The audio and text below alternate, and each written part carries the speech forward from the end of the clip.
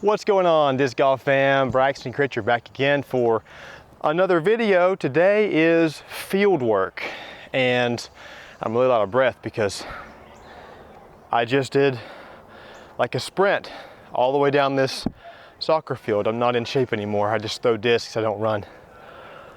But I think it's important once you get your form down to every once in a while come out to a field like this and just chuck everything in your bag. And I like a soccer field because one, it's flat, wide open.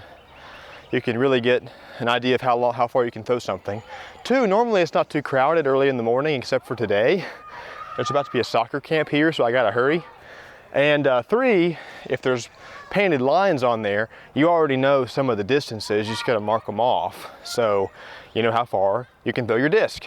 So I'm out here today. It's been a little while since I measured how far I can throw each disc, and that's exactly what we're gonna do. I've marked off a couple of things. I've also got two cameras, by the way. Say hi to our other camera all the way across the field.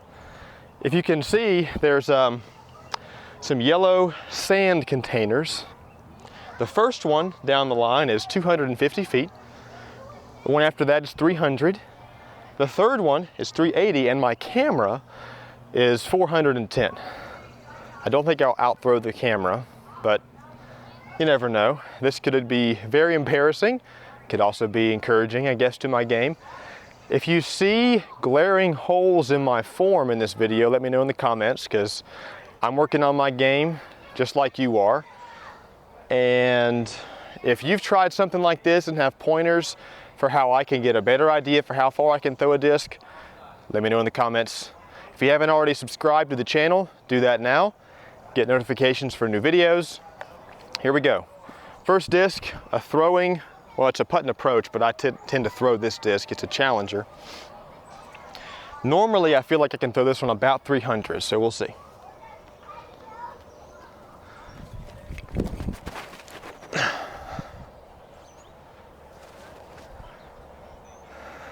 Feel like that's about 300 from my vantage point, just a touch shy maybe. Also, I have to throw it in front of this black line, and I've used my rangefinder to sight all of these distances, so they should be fairly accurate. All right, another challenger.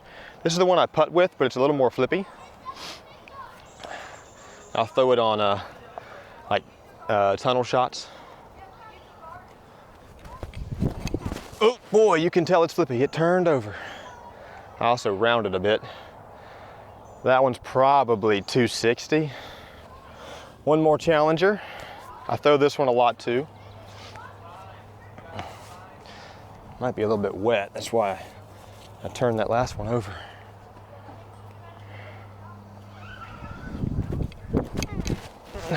That one's real low. Looks like right at 250. I just found another disc that I threw out here that I'll be throwing in a minute, so I'm gonna wanna grab this. Whew. I'm also trying to rush. There's that soccer camp coming up here in just a few minutes. All right, Innova Atlas. I made a YouTube short on the Innova Atlas, and I felt like it was one of the classic discs in disc golf, and that a lot of people knew what the disc is, and so I said that on the video. But a lot of people ripped me for the Atlas not being a good disc or a well-known one, so let me know in the comments if the Innova Atlas is truly a classic disc, a well-known one or not. Here we go.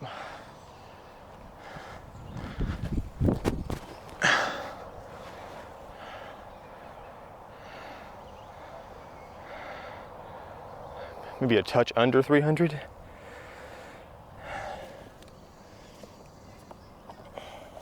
I'm gonna do a forehand shot to give my backhand a break. This is a dynamic disc Raider.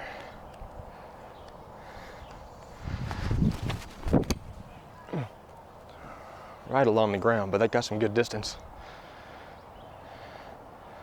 I'd say close to 360. Okay.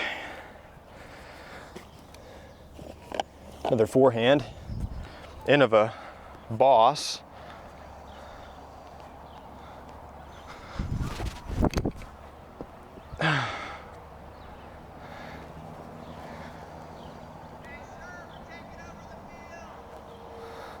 and I'm gonna have to stop my video. But you get the idea. I'll come back out and figure out the rest of my distances. But soccer fields are great because you can mark off the lines, you know the distances. I have a rangefinder, so that makes it easier. But I encourage you to do this maybe twice a year just to get an idea of if you get new discs, or sometimes after you throw a disc a little bit, once it gets beat in, it changes distance some. So it's good every maybe 6 months to come out and do this. So like this video, comment, subscribe, and we'll see you next time on the Braxton Critcher Disc Golf channel.